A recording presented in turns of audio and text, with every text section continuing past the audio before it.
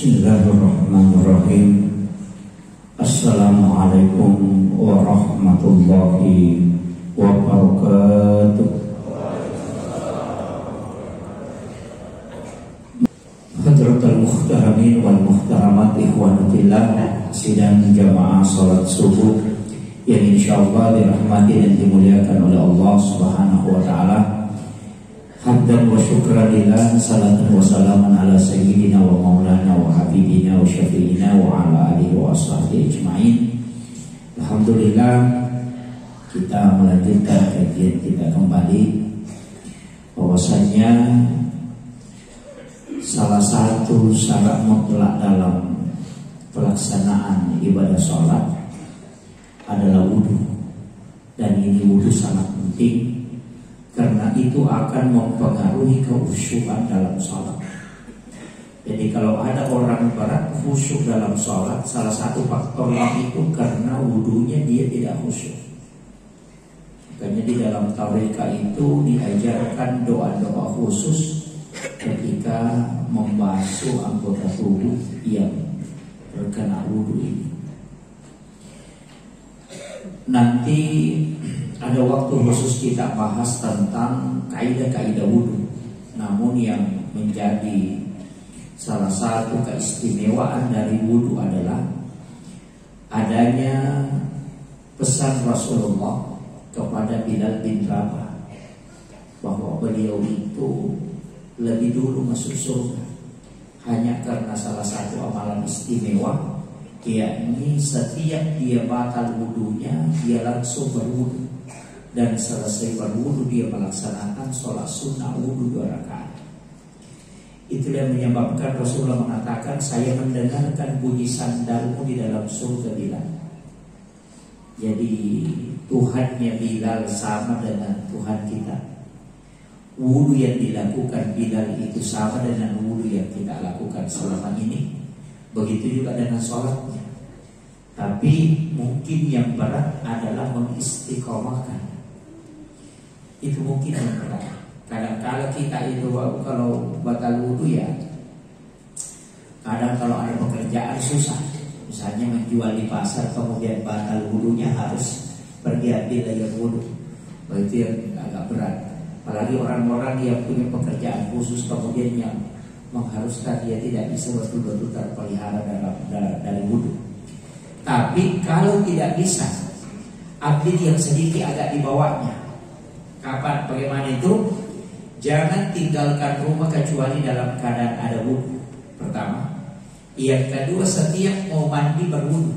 Karena sebenarnya kalau mau mandi disunnahkan berwudhu. Jadi baik itu mandi biasa maupun mandi junub, itu disunnahkan untuk berwudhu. Jadi kalau setiap mau mandi berwudhu. Nah, nanti kalau selesai berwudhu kemudian pada saat mandi itu kita menyentuh kemaluan tanpa pelapis, ia akan batal wudhu. Tapi kalau tidak, itu tidak batal wudhu. Jadi setiap mau mandi berwudhu. Kemudian dianjurkan juga berwudhu setiap mau tidur. Jadi setiap mau tidur kita berwudhu. Kemudian kapan lagi kita dianjurkan? Setiap mau berhubungan suami istri itu dianjurkan untuk berwudhu. Itu sunnah hukum. Mau membaca Al-Quran juga disuruh berwudhu. Jadi wudhu ini banyak sekali sebenarnya fungsinya. Bahkan ulama-ulama tarekat itu tidak akan makan kecuali dalam keadaan ada wudhu. Orang yang sudah berhubungan suami istri kemudian mau makan, tidak usah mandi dulu. Kalau mau makan sahur misalnya, langsung saja berwudhu. Langsung berwudhu kemudian makan. Karena orang yang dalam keadaan junub kemudian tidak berwudhu kemudian makan, itu nanti akan mempengaruhi kesusahan dalam rezeki. Jadi terus agak berat rezekinya. Jadi makanya dianjurkan untuk berwudhu itu sebelum. Tapi kalau orang yang junub, dalam keadaan junub, orang yang sudah melakukan hubungan suami istri, itu tidak menjadi syarat wajib mandi untuk sahurnya dan puasanya. Hanya kenapa kita wajib mandi itu karena mau sholat subuh. Ingat ya, Seandainya tidak ada sholat subuh, biar nanti jam 9 pagi baru mandi wajib. Cuma karena mau sholat subuh, maka dia harus mandi wajib. Jadi syarat dalam puasanya itu tidak mesti dalam keadaan lepas dari junub, tidak. Jadi itu tidak menjadi syarat. Jadi ini penting saya sampaikan, kan kadang-kadang orang mengatakan, waduh, kita belum mandi junub ini dan sudah mau sahur, silakan sahur. Silakan sahur. Walaupun masuk isya silakan kalau tidak mandi, cuma mandinya nanti itu karena mau sholat subuh. Jadi wajib mandinya itu karena mau sholat subuh, bukan karena puasanya. Ya. Jadi saya bilang sekali lagi, seandainya tidak ada sholat subuh, maka biar tidak mandi sampai pagi. Itu tetap tidak membatalkan puasa. Ya, orang dalam keadaan junub. Cuma ada juga satu yang penting saya sampaikan. Bagi wanita haid itu di mazhab Syafi'i diharamkan berwudu. Bagi wanita haid. Jadi ini untuk wanita haid jangan berwudu. Itu kalau Imam Syafi'i. Jadi ada beberapa ulama yang hanya mengatakan itu makruh karena wudu itu kan bersuci, ibadah. Sedangkan orang yang haid tidak mungkin suci. Nah, itu sehingga di situ hukumnya Imam Syafi'i mengharamkan untuk wanita haid. Kalau kita laki-laki orang junub, sama dengan orang yang mau melakukan hubungan suami istri misalnya 2 kali, mesti diantara dengan wudu. Itu disunahkan. Jadi di situ Nabi mensunahkan untuk wudu. Nanti kan kalau pengganti wudu ada tayamum. Ini tayamum juga jadi masalah. Kadang-kala kemarin kami sempat ditanya oleh salah satu jamaah, bagaimana hukumnya? Karena ini sering biasa dihadapi orang. Ketika ada orang kena penyakit menggigil, kan gitu, menggigil. Misalnya dia sudah berhubungan suami istri kemudian menggigil, tapi mau mandi menggigil. Bagaimana itu? Dibolehkan tayamum. Ini fikih kontemporer ya. Dibolehkan tayamum untuk pengganti mandi, karena tayamum itu 2 fungsinya, pengganti wudu dan pengganti mandi. Cuma niatnya beda. Kalau niatnya kalau pengganti wudu diniatkan tayamum untuk pengganti wudu. Kalau mandi junub diniatkan juga tayamum untuk pengganti mandi. Nah, jadi tidak usah mandi, cukup tayamum. Bagaimana caranya bertayamum? Itu ada sahabat Nabi. Dia dalam keadaan junub, tapi dia lupa melakukan perjalanan. Pas tiba waktu duhur, mau sholat, baru dia ingat, waduh, saya ternyata dalam keadaan junub. Nah ini tidak ada air, cari-cari air tidak ada. Belum turun ayat itu tentang tayamum. Nabi juga belum sampaikan tayamum pengganti mandi. Jadi dia itu bagaimana caranya? Dia bilang kalau mandi, kalau berwudu, jadi tayamum itu berarti tanah diusapkan ke tanah. Cuma dia berpikir begitu. Nah kalau mandi orang siram semua badannya, berarti wah ini saya harus berguling-guling di atas pasir ini. Jadi dia pikir begitu. Jadi dia buka bajunya, cuma dia pakai celana, baru dia guling-guling di atas. Dia lihatkan guling-guling karena tidak dapat air. Jadi berguling-guling itu sampai semua badannya itu penuh pasir itu, baru dia usap itu, niatkan pengganti mandi. Baru dia bertayamum, kemudian sholat. Nanti selesai sholat, kemudian setelah dia kembali ketemu Rasulullah, dia tanyakan, ya Rasulullah, saya tadi dalam keadaan junub, kemudian saya lupa. Nanti masuk waktu sholat baru saya ingat. Nah saya melakukan perjalanan. Nah di perjalanan itu tidak ada air. Nah saya mau mandi junub. Rasulullah mengatakan, jadi apa yang kau lakukan? Dia bilang, saya buka bajuku ya Rasulullah, baru saya berguling-guling di atas pasir. Nabi itu ketawa. Nabi mengatakan, kalau begitu tidak usah berguling-guling, cukup engkau mengambil tanah, kemudian kau usapkan ke badanmu di mana saja yang kau sentuh.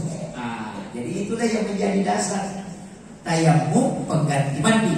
Jadi kalau ada orang kena penyakit menggigil, kalau mandi dia dikhawatirkan justru para penyakit nanti yang menyebabkan dia tidak sholat subuh, maka mestinya dia bertayamum pengganti mandi, tapi nanti untuk wudunya tetap berwudu untuk sholat.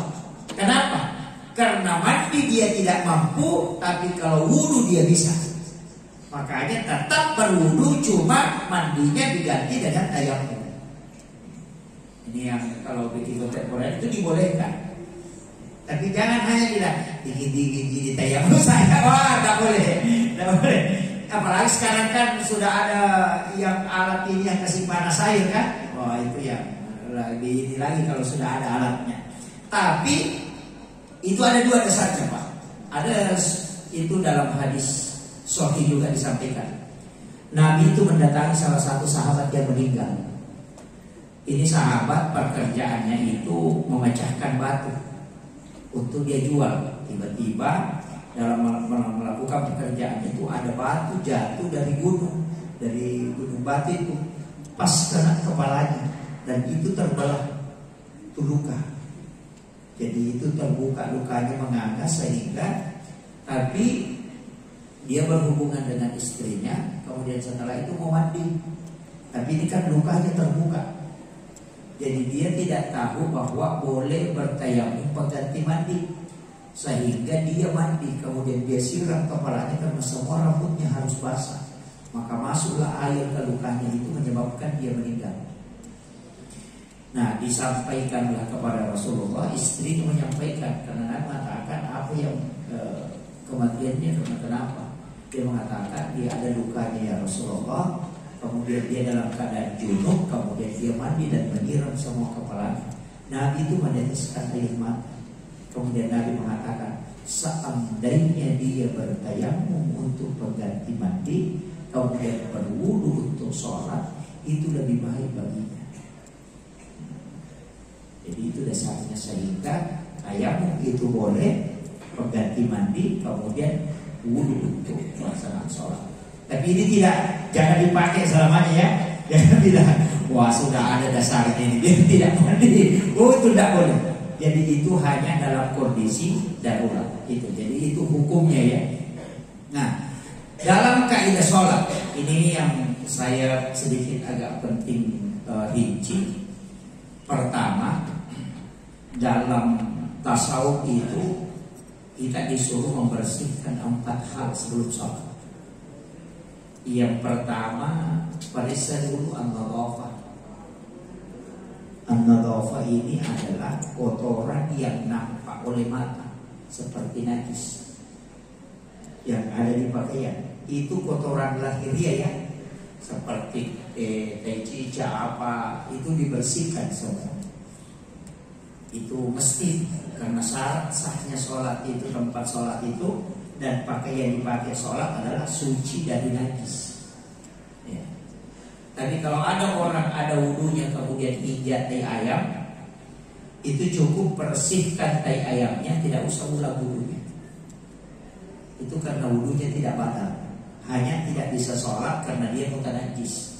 Makanya kalau ada orang Pak selalu keluar air kencingnya.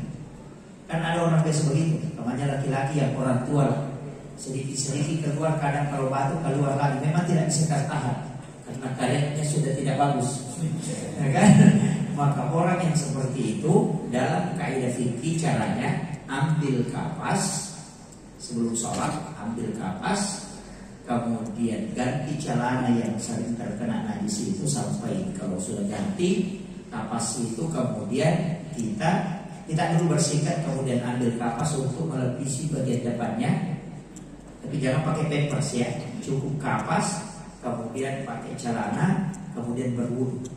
Nanti kalau keluar itu dimaafkan.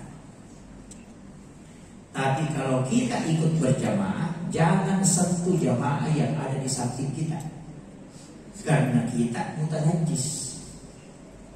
Ya, jangan sentuh. Jadi kita berdiri kasih tahu aja, bilang nggak usah sentuh. Kalau sentuh ada pelapis kan tidak masalah.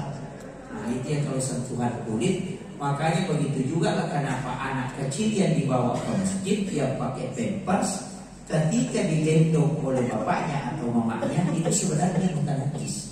Mestinya itu dilepas pampersnya, dibersihkan, kemudian anak itu diwudukan, kemudian dibawa ke masjid sama-sama. Kalau kita bawa ke masjid. Karena kapan dia pakai pampers, kemudian di pampersnya itu ada air kencing, maka itu menjadi bukan najis. Ketika kita sentuh, maka kita terkontaminasi dengan kotor najis itu tadi, dan itu tidak boleh sholat. Itu bahayanya.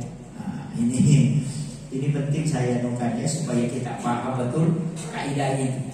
Nah, sama itu tadi yang selalu keluar dari kancinya, ya begitu caranya. Dikasih, tapi wudunya tidak boleh dipakai 2 kali, hanya sekali. Dia bilang, sudah matahari baru wudu lagi. Tidak, kalau mau sholat bersihkan lagi. Nah, itu caranya ya. Jadi jangan bilang, wah itu bisa ya dipakai sampai maghrib. Oh, tidak bisa, harus dibersihkan lagi. Nah, jadi lepas, bebas dari najis. Kemudian ini baru pakaian, tapi kebersihan hakiki pakaian, begini yang susah. Kalau bersihan lahiriahnya kan yang penting sudah dicuci. Tapi mencuci juga ini banyak ibu-ibu yang bahaya. Makanya di laundry juga itu bahaya, Pak. Kalau yang tukang laundry tidak tahu cara mensucikan najis, fatal itu. Misalnya begini, ada kadang-kadang kalau di laundry itu dicampur. Ada baju anak kecil yang ada kotorannya, najisnya, kemudian kita masukkan ke dalam mesin cuci, kemudian langsung diisi sabun, kemudian diambil ke pakaian, dikasih masuk sama di situ bercampur, maka semua pakaian yang ada di dalam ini itu mudah najis, tidak boleh dipakai sholat. Biar dikasih sabun 10 kali, tetap dia mudah najis, karena sabun itu tidak mensucikan. Itu bahayanya.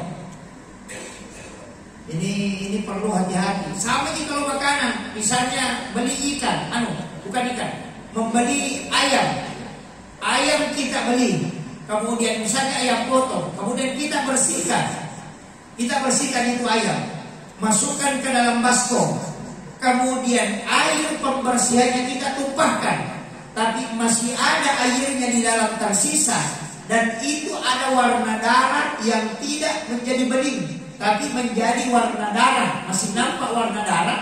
Kemudian kita campur dengan bumbu, maka semua makanan yang tercampur ini menjadi haram, karena itu najis. Ini hati-hati ibu-ibu yang tukang masak, apalagi yang beli ayam KFC. Kalau penjualnya tidak tahu, itu patah. Makanya kenapa semua penjual-penjual yang berupa daging apa ini mestinya paham agama, Pak. Itu mestinya ngaji. Karena itu patah akibatnya. Misalnya kita beli ayam, sudah diiris-iris, kemudian dimasukkan air, dicuci, tapi air pencucian kita tumpahkan, kemudian masih ada air tersisa sedikit di bawah. Kan biasa begitu. Di baskom itu tersisa, dan itu ada warna darah di situ. Jadi bukan darah kental, tapi warna air yang masih berwarna darah. Kemudian itu tidak dikasih bumbu, maka semua ayam ini menjadi najis, dan itu haram dimakan.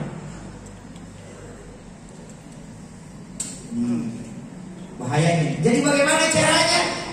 Caranya itu ambil saringan atau dandan, bersihkan ayam itu, kemudian pindahkan ayamnya ke dandan supaya airnya menetes ke bawah sehingga habis. Kemudian masukkan kembali ke baskom untuk dikasih bumbu. Itu yang aman.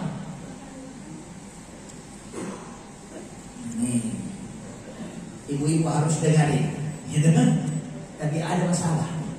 Penjual bakso. Ini juga.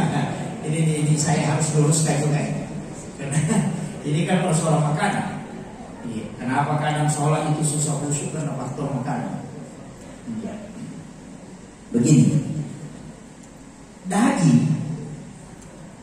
Saya kalau di Makassar itu paling hati-hati, apalagi daerah-daerah yang bercampur dengan non-muslim. Kenapa? Karena kadang-kadang penggilingan daging orang muslim ataupun non-muslim kan bawa babi juga dia giling, bakso babi kan. Nah itu kalau sudah digiling daging babi, itu penggilingan tidak dibersihkan. Tidak mungkin kan dia cuci. Dia masukkan, kalau ada orang masukkan daging, kemudian daging sapi, memang daging sapi, tapi daging babinya masih ada di dalam.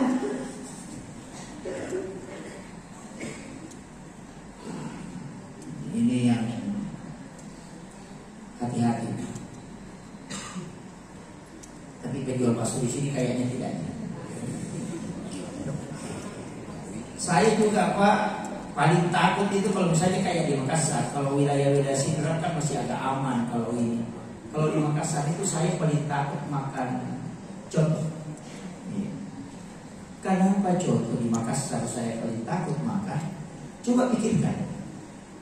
Semua penjual coto yang lebih sering di Makassar, kalau kita masuk mau makan coto, tanya ada hati, pasti dia bilang ada. Dan daging hati tidak mau habis. Yang menjadi masalah, kalau sambal sapi hatinya paling tinggi 2 kilo. Coba pikir. Ya kan gitu. Ini kan jadi pikirkan orang. Kalau kita sambal sapi, nah paling tinggi 2 kilo hatinya itu, daging hatinya. Nah kalau 1000 penjual coto nah ada semua hati, dari mana diambil? Nah tidak ada sapi hati semua isinya. Kan gitu. Coba pikir Pak. Ini yang kadang orang tidak pikirkan. Karena sekarang ada fermentasi darah yang jadi hati. Itu karena hanya ingin menutupi kebutuhan konsumen terlalu. Ini mana? Ini makanya.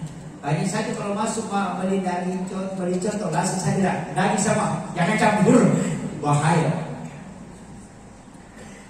Ini penting saya sampaikan ya. Jadi hati-hati. Karena banyak ini banyak. Utamanya tadi makanya makanan. Saya tuh paling hati-hati sekali kalau wah ini siapa tahu kayak ayamnya tidak disembeli ayam. Nah, karena ada teman saya jual ayam potong, bukan teman dekat tapi dia kenal dengan saya. Saya biasa tanya begini dari penjual ayam potong sini. Dia itu mengantar ayam potong, jadi dia ambil ayam potong di kandang, baru dia antar ke penjual. Jadi dia hanya pengantar itu. Saya tanya, biasanya kalau mengantar ayam begitu, biasa ada mati atau tidak? Nah bilang, salah pertanyaan Ustaz. Kenapa? Bilang jangan bilang biasa ada mati tidak atau tidak ya atau tidak. Bilang saya berapa yang mati? Dia bilang masuk, dia bilang pasti ada mati. Makanya penjual ayam potong jadi Pak Ustaz tidak pernah dari 100, mungkinnya selalu dari 120. Karena kalau lambat kepanasan ayam mati dia. Makanya kita harus singgah siram itu. Dan pasti ada mati. Kalau kita bawa sampai 1.500, 2.000 ekor, pasti minimal itu 10 mati. Saya bilang berarti rugi itu kalau dibuat. Dan tidak, dijual gitu. Saya bilang maksudnya, nah bilang nah beli juga itu penjual ayam potong. Saya bilang nah apa memang? Nah bilang ada juga yang beli. Tapi itu daripada dibuat rugi. Kalau dijual 2 kali 2 harganya cuma setengah dari harga yang ini. Saya bilang wah salah itu. Saya bilang bukan di saya. Saya bilang wah itu makanya hati-hati. Kan saya bilang kalau pergi beli ayam potong Pak lebih baik kita yang sembelih. Beli yang itu baru tidak sembelih. Jadi sembelih saja baca Bismillahirrahmanirrahim, baca baru kasih di situ nanti dia itu lebih aman. Ini lebih aman ini. Itu bahaya itu kan, bahaya. Kita kan selalu akhirnya jadi aja, oh tidak. Kalau dia tidak disembelih, maka itu bangkai. Kita makan Pak 40 hari 40 malam sholat tertolak. Bayangkan kalau kita pakai buka puasa pertama sampai lebaran belum diterima, nyambung ke puasa Syawal masih ditolak 40 hari, 10 hari setelah lebaran baru bisa. Mulai kalau dipakai lagi nanti kalau lebaran banyak perang lagi. Ini penting, ini saya wasiatkan. Makanya hati-hati. Jadi orang kan kita kan kadang tidak memperhatikan itu. Ambil beli jadi ini kalau itu oh itu pakar. Makanya hati-hati. Mulai dari makanan tadi ya. Makanya itu kalau mau sholat periksa tadi. Jadi mulai maju ya, maju ini harus bersih dari najis.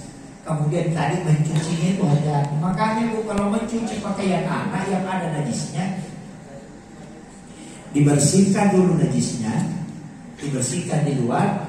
Setelah bersih, baru pakaian itu dimasukkan ke dalam mesin cuci.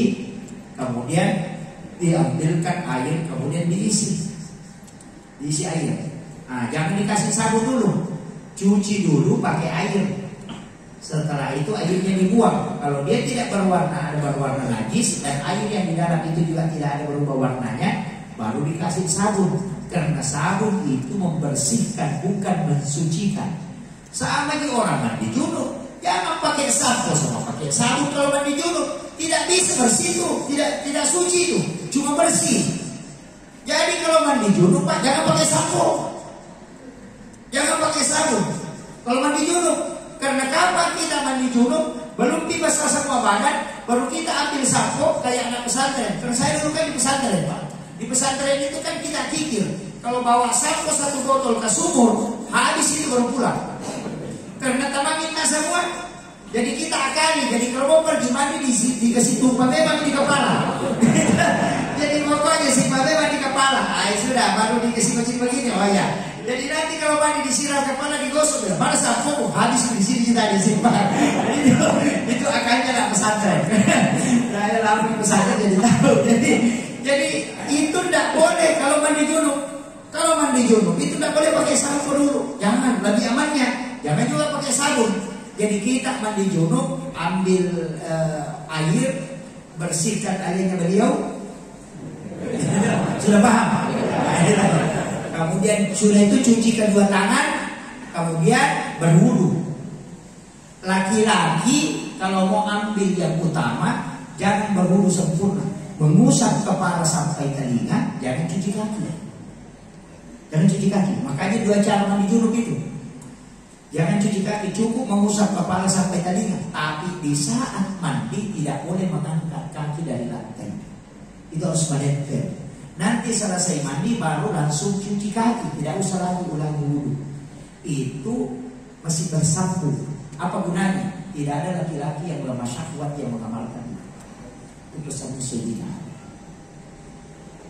Kalau perempuan berwudu sempurna. Tapi kalau laki-laki pakai juga wudu sempurna, tidak masalah, boleh. Cuma memang makanya kenapa 2 tata cara mandi junub. Yang tidak berwudu sempurna itu untuk laki-laki, yang berwudu sempurna itu untuk perempuan. Kenapa Aisyah tahu sekali tata cara mandi junubnya Rasulullah? Karena dia sering mandi bersama Rasulullah.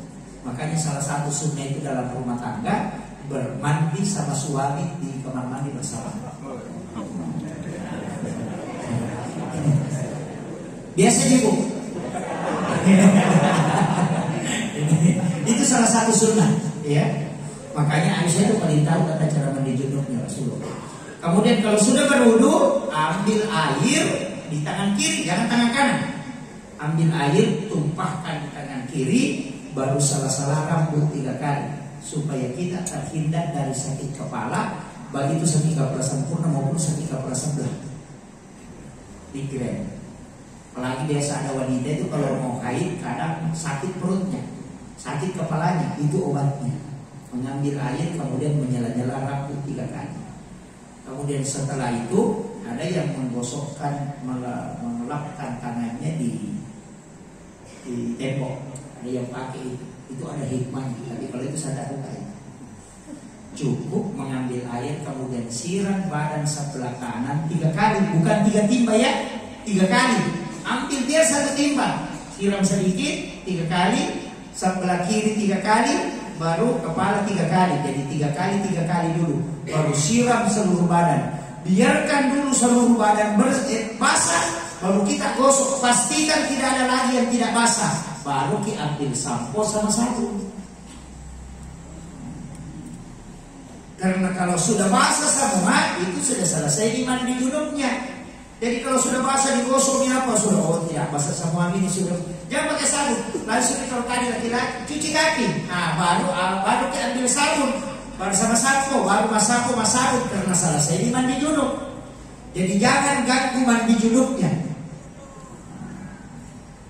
Jadi mandi junub itu tidak banyak ya yang dipakai, Pak. Nabi itu, Aisyah mengatakan, saya mandi bersama Rasulullah itu 3 timbang. Berdua. Coba, pernah mandi junub 3 timbang? Ini 3 ember. Iya, memang karena di masa Nabi itu kan air kan susah. Makanya berwudu saja itu bisa pakai 1 gelas. Itu sampai 2 gelas. Makanya orang Arab kalau dikasih tahu tayamum, tahu betul itu. Kenapa? Karena kebiasaannya lebih banyak bertayamum. Karena susah airnya. Nah kalau kita, makanya itu surga itu Pak disebut mengalir sungai di dalamnya. Woi, gembira itu orang Arab. Kenapa pasir? Kering, baru dia bilang mengalir sungai, ada sungai yang begini dia bayangkan itu, surga itu nikmat betul ada airnya. Kalau di Indonesia Pak dikasih tahu, bilang ada sungai mana berarti banjir nanti itu sungai itu, iya kan? Jadi memang, jadi juga ayat ini kan memberikan kesan itu untuk kesenangan, memang di surga itu, dan memang begitu. Nah, dalam posisi kita sebenarnya sudah mandi wajib tadi. Ya itu yang paling aman. Jangan pakai sabun sama pakai sampo di saat mandi wajib. Nanti selesai mandi wajibnya baru pakai sabun sama pakai sampo. Itu paling aman ya. Jadi jangan itu kayak itu tadi baru sirah 2 kali karena kedinginan. Langsung panggil sampo sama cepat. Oh itu tidak suci. Karena sabun tidak mensucikan, hanya membersihkan. Jadi beda suci, beda bersih. Nah, ini. Kemudian tadi pakaian kan yang kalau bersih dari najis, baru masuk ke pakaian bersih dari keharaman.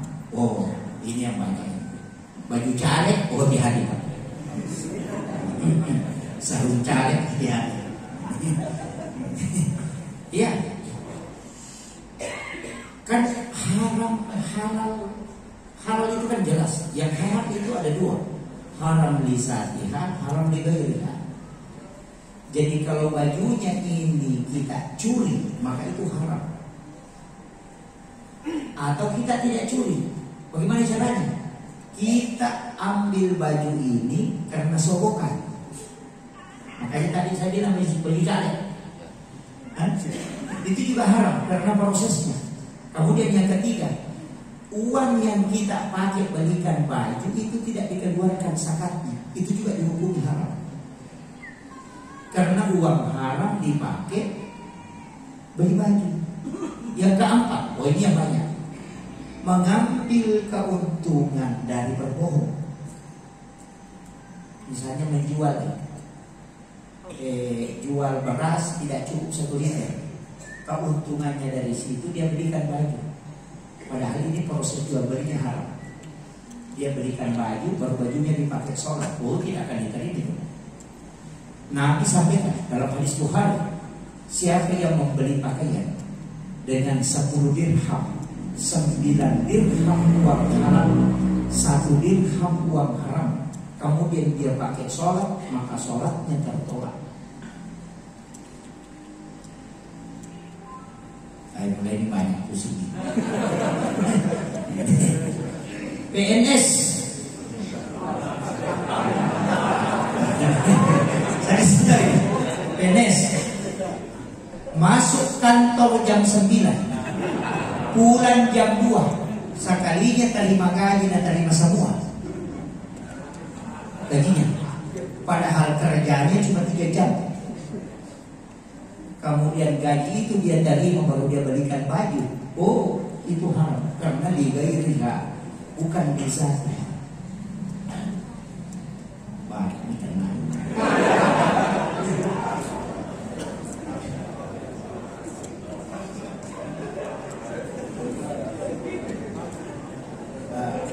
Makanya saya bilang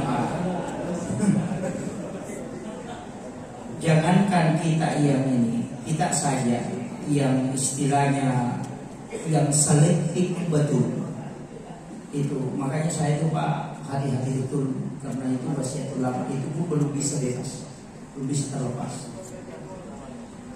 Setiap mau pergi ceramah itu saya selalu anukan wanti-wanti, mulai dari ketika datang ceramah ke masjid, kemudian ceramah di tempat-tempat tertentu. Kadang-kadang ada itu Pak, bandar narkoba, bikin acara, kita tidak tahu kan, yang showbiz, yang pahala-pahala Indonesia itu. Karena panggil kita tidak tahu. Dia nikahkan anaknya, padahal pekerjaannya begitu, uangnya dari situ, kan kita tidak tahu. Makanya saya itu hati-hati betul. Kadang-kadang itu Pak, karena ulama kami itu kasih tahu, nah sama dengan uang masjid, saya hati-hati betul itu kalau uang masjid, hati-hati betul. Makanya semua ceramah yang kalau saya ceramah, tapi ini agak berat memang Pak, tidak semua orang bisa dengar. Saya pun itu berpikir jauh sebelumnya. Ketika saya dipanggil ceramah di masjid, maka amplop itu pasti saya tanda, kalau dikasih, pasti saya kasih tanda silang. Itu saya kasih tahu istri. Semua yang ada tanda silang itu pisahkan, dan itu yang kau masukkan ke pesantren. Jangan kau pakai untuk anak-anakmu dia pakai. Kenapa? Karena uang masjid itu Pak, ada uangnya fakir miskin, anak yatim yang dia sedekahkan. Kayak acara begini, kita sholat subuh begini, ada orang miskin yang datang ke sini. Sebenarnya sisa pembeli bakasnya dia sedekahkan di masjid mungkin Rp2.000. Datang Pak Ustaz ceramah, dikasih amplop, diambilkan dari sini. Baru Pak Ustaz beli kamu.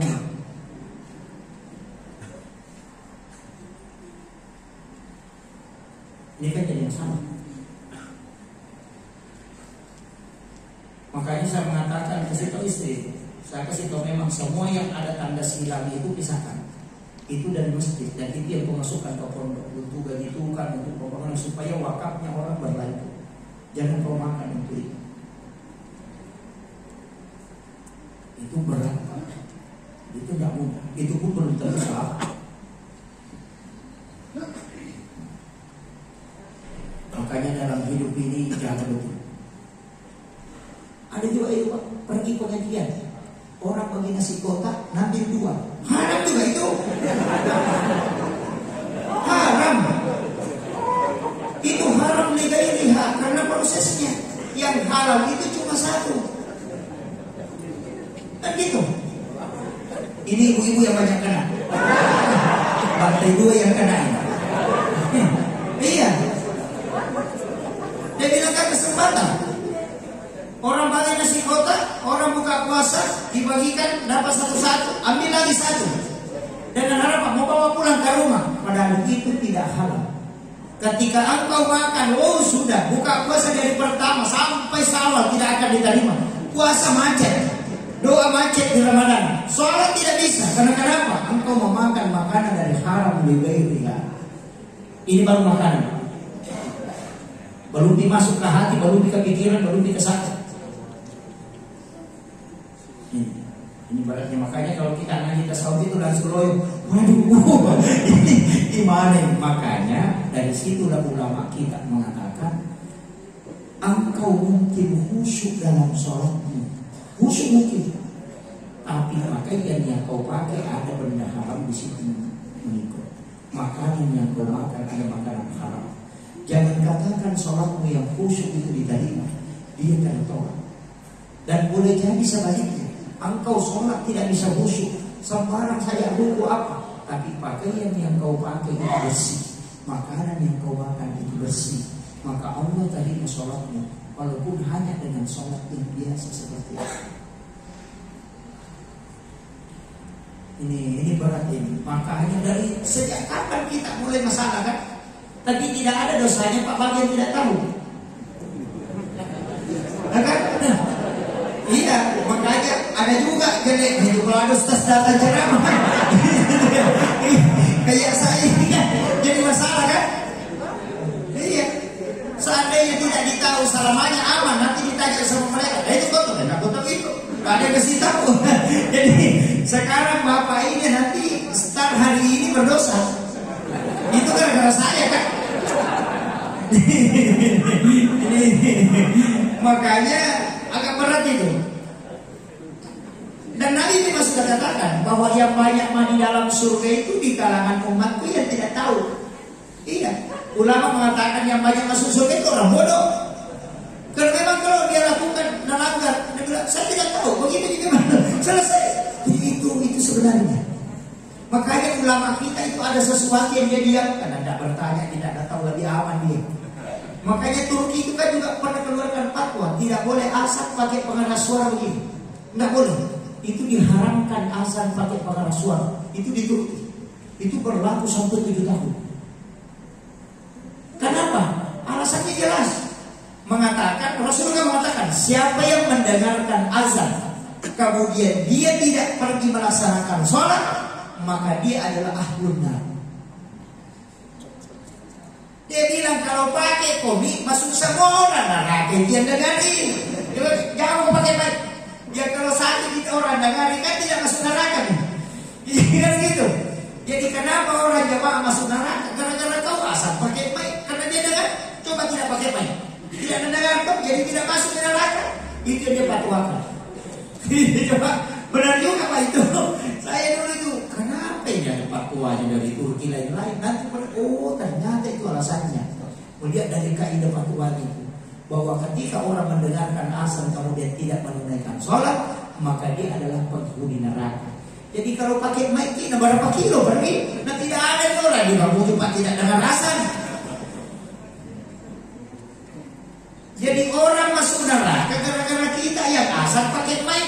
Tidak usah pakai mic supaya dia tidak dengar, supaya selamat dari neraka. Dengan begitu, itulah fatwanya ulama Turki dulu. Tapi berubah karena kenapa? 7 tahun diberlakukan, tidak ada yang pintar azan.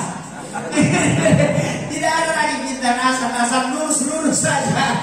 Dia kembali berlakukan. Nah, itu jadi masalah itu kan. Jadi memang dalam fatwa fikih itu begitu.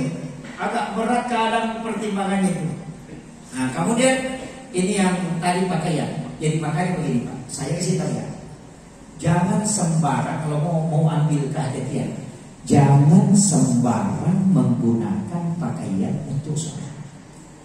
Walaupun pakaian itu tidak beli. Paling aman pakaian dipakai itu sholat adalah pakaian yang disedekahkan orang. Paling aman. Tapi itu pun kalau yang sedekah, biar caleg Pak, biar caleg. Sedekah tidak masalah, bupati sedekah tidak masalah. Biar nak kasih, yang penting jangan bilang. Tapi ingat ya, ingat ya. Ini sarung, diingat ya. Itu sobokan. Kalau nak kasih jadi saja, ini apa nih bilang? Sedekah, mudah-mudahan sedekahku saya tidak hajatku. Minta tolong didoakan ya, saya maju ini cari didoakan. Oh itu bukan sogok, itu sedekah namanya. Kapan dia jadi sogok? Ketika dipegang baru dikasih tahu. Nomor berapa kecoblos? Nomor 2 ini mau pindah ke nomor 1. Ini saya ambil. Kalau tidak saya ambil kembali. Itu sogok karena membeli suara. Makanya cari-cari yang maju ini sedekah saja. Saya kasih saya sedekah orang. Kasih tahu ini kau ambil. Itu kan sedekah dianjurkan oleh Nabi dan itu yang membuka pintu rezeki. Tidak dilarang. Jadi jangan katakan semua caleg yang membagi-bagi uang itu sogok. Tidak. Kalau niatnya untuk mensedekahi orang baru minta kepada Allah supaya dikabulkan hajatnya, tidak masalah. Yang salah itu ketika nanti mau mencoblos kalau dikasih. Ini penting ya. Jadi pisahkan, tidak semua itu. Dalam fikih itu jelas. Mana yang masuk rusa itu, mana yang makan. Tapi kan tidak berdosa kan? Orang disogok dan menyogok itu tidak berdosa. Tidak ada hadis yang bilang berdosa. Kalau ada orang bilang mau disogok berdosa, tidak ada dosanya. Cuma yang ada itu ar-rasul wal muntasibina, yang disogok dan menyogok keduanya masuk neraka. Tidak berdosa itu.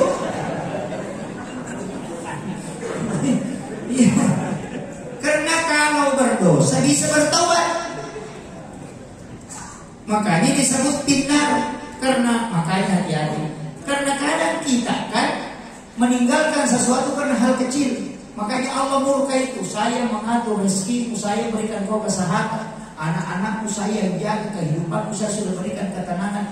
Masa kau meninggalkan hati nuranimu gara-gara uang 2.000? Kau menggadaikan keyakinanmu dengan itu, makanya disebut sogok.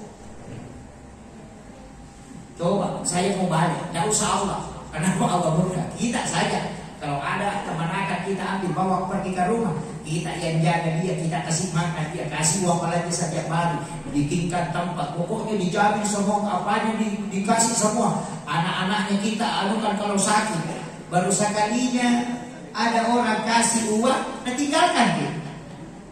Apa kira-kira kita bilang? Ini bodoh, gimana gitu kan? Dan kita pasti murka. Begitulah Allah kenapa murka orang yang menyokong. Sebenarnya kan orang rugi sekali itu. Kalau nabawakan cuma 500.000, baru kita gadaikan. Rugi sekali nih. Berapa tahun yang murka? Apalagi yang sudah 50 tahun umurnya di sini, yang 60, rugi sekali. Begini Pak, mau kita barter. Ada yang mau jual di sholat subuhnya tadi? Kira-kira mau jual? Kasih tahu saja Allah. Saya kasih ustaz ini pada sholat subuh, jangan dikasih ke ya Allah. Dia mau jual 500.000. Kira-kira mau jual? Pahala sholat subuh tidak mau. Atau semua pahala sholat subuh tak boleh sholat sampai sekarang mungkin jual 5 juta. Coba hitung semua kebaikan tak sedekah selama ini, berapa juta kira-kira nilainya. Kalau orang bawakan uang sogok, kasih tahu itu tidak cukup. Karena tidak ada gunanya kan disebut masuk neraka. Coba itu bahayanya. Tapi tidak ada di sini. Ini bahayanya Pak kalau sogok itu. Itu kenapa di Allah mengatakan, Nabi mengatakan ar-rasul wal murtasidin. Sogok dan menyogok itu keduanya, ya. Karena yang memberi itu menyebabkan orang celaka, dan yang menerima itu juga mencelakai dirinya. Makanya disebut keduanya masuk neraka. Ini hati-hati. Tapi tidak ada dicalek biasa di sini mau bagi di. Tapi kalau mau bagi-baginya tadi hanya sedekah Pak, itu tidak berdosa. Saya ada jamaah Pak yang terkenal betul sangat dermawan. Saya pernah tanya begini, pertanyaan saya itu simpel. Karena saya dipanggil ceramah, saya kasih tahu, Pak Haji, bisakah itu tidak dikasih uang orang pergi mencoblos? Nah bilang, susah Ustaz. Saya bilang, jadi Pak Haji masuk? Dia bilang, tidak, saya tidak masuk. Jadi uang yang saya keluarkan ini memang saya niatkan untuk menggantikan rezekinya orang yang pergi mencoblos karena tidak bekerja seharian. Saya berdosa gara-gara dia pemilih pemimpin yang saya ingin angkat pemimpin. Gara-gara dia pilih dan dia tidak carikan nafkah keluarganya. Jadi itulah yang saya ganti. Saya bilang, jadi kita kasih siapa? Karena pokoknya semua yang mencoblos, yang mencoblos, kasih semua. Karena saya memang sedekah kaji. Dia bilang, bisa kan tidak dikasih uang? Langsung dia mau kasih tahu saya, orang sholat jenazah saja Ustaz dikasih amplop. Jelas-jelas kewajibannya. Saya pikir, betul juga. Jadi orang yang saya sholat jenazah, jelas kewajiban dari Allah, itu masih dikasih amplop sedekah. Apalagi kalau hanya memilih pemimpin tidak dikasih sedekah, itu berat. Nah, jadi itu alasannya. Jadi saya mengatakan kalau begitu jaga itu, jangan pernah melenceng niat. Dia bilang tidak, memang saya itu kalau bagi bukan saya bagikan. Saya kasih tahu tim sukses, jangan pernah kau minta dia mencoblos. Kasih tahu saja bahwa ada sedekahnya 5 hari. Kau terima silakan, kau mau coblos siapapun tidak usah permasalahkan. Kami tidak minta ini, cuma kau minta dia minta didoakan. Kalau dia tidak dapat di dunia, nanti di akhirat dia dapat katanya pahala. Oh itu mantap. Ini untuk cari yang mau maju ya. Saya kasih tahu. Wah ini tinggal 10 menit. Saya tidak selesaikan sedikit ini karena ini pakai yang dijaga tadi ya. Kemudian hati juga. Oh kalau itu jadi masalah. Makanya Nabi mengatakan la yahillu lil muslimin an yahjur akhahu fawqa salasal layali. Kalau ada orang baku bombek lebih dari 3 hari, itu bukan dari golongan kami kata Nabi. Makanya orang yang mau pergi umrah itu Pak, jangan kopornya diurus. Apa pada tetangga dulu yang tidak mau cocok sama kamu. Tidak ada guna berangkat karena Nabi tolak, karena dia mengatakan bukan golongan kami. Kau datang di situ, labbaik Allahumma labbaik. Allah mengatakan la labbaik la, tidak ada yang panggil kau ke sini. Itu tetangga tidak baku ngomong baru kau ke sini. Makanya hati-hati. Tidak ada jual di sini bola pagi umur. Jangan kompor dulu diurus. Cari semua orang yang bermasalah, pernah bermasalah dengan kita. Minta datangi untuk minta maaf dan minta dimaafkan. Sudah itu baru berangkat. Insya Allah Nabi akan mencontoh. Kalau tidak mau ngomong tetangganya sini, tidak mau cocok saudaranya di sini, tidak mau cocok di sini baru datang dan sebut dan putar siapa yang bagi keputar-putar sini? Itu kan jadi masalah. Sholat musahajat di sini tidak akan diterima. Itu bahaya. Makanya jangan coba-coba. Kalau ada orang yang kita temani berselisih, datang minta maaf. Kalau kita yang salah minta maaf nih. Kalau dia yang salah maafkan. Wa'afina anin nas. Itu perintah kamu. Jangan bilang suruh dia minta maaf. Oh itu iblis itu. Mereka bilang saya lebih baik darinya. Oh ada hayung minta. Ibal di silopun itu. Ini kenapa iblis tidak mau sujud? Karena dia menganggap dirinya lebih tinggi daripada Nabi Adam. Karena saya terbuat dari terciptakan dari api, Nabi Adam dari tanah. Padahal memang Pak, kan apa bedanya tanah dengan api? Tanah itu tempatnya tumbuh semua tanaman. Kalau dia masuk itu bisa tumbuh. Tapi kalau di api tumbuh atau tidak? Mati. Tanah itu kecil besar tetap akan selalu diinjak, dia tetap tawadu. Merendahkan diri. Api Pak, oh sudah. Kalau kecil bersahabat, kalau besar habis itu. Kemudian api itu tidak ada berhenti, tidak ada pendirian. Angin ke sini dia lari ke sini, angin ke sini dia lari ke sini. Pokoknya semua yang di dekatnya itu dia hanguskan. Kalau kecil bersahabat, kalau besar hanguskan semua. Makanya ada orang biasa begitu Pak. Kalau kecil masih sahabat sama kita, sekalinya besar, wow, nah kalau sini, tapi tidak ada di sini ya. Itu iblis itu. Itulah kenapa kemudian kalau ada sesuatu yang bau dibakar pasti tidak hilang baunya, digantung juga tidak hilang baunya, dimasukkan ke air juga tidak hilang baunya. Tapi kalau dimasukkan ke tanah pasti hilang baunya. Artinya apa? Ketika ada kejelekan orang, masukkan kepada dirimu, jangan kau keluarkan, karena kau dari tanah sembunyikan aibnya. Itu kenapa manusia itu lebih mulia dibanding iblis. Nah, coba-coba dibalik ya. Saya kira ini yang penting saya sampaikan. Ada yang bertanya? Oh ya, ini dulu Pak. Ya, oh ya. Pertama sebenarnya kamar mandi tidak besar Pak. Yang biasanya itu WC. WC itu makruh hukumnya. Iya, kalau WC dengan kamar mandi bercampur itu makruh hukumnya, bukan haram. Kalau cuma di dalam tarekat itu mengatakan mungkin di tempat kotor kau bisa bersuci, kan begitu. Jadi kalau di tarekat, jadi makanya kalau tarekat itu lebih mengamalkan diri untuk tidak berwudu di dalam WC. Kalau mau amat bikin kamar mandi dan WC, tapi caranya di luar. Jadi nanti kita keluar baru berwudu. Itu mestinya begitu, bikinkan itu. Tapi tetap sah, wudunya tetap sah.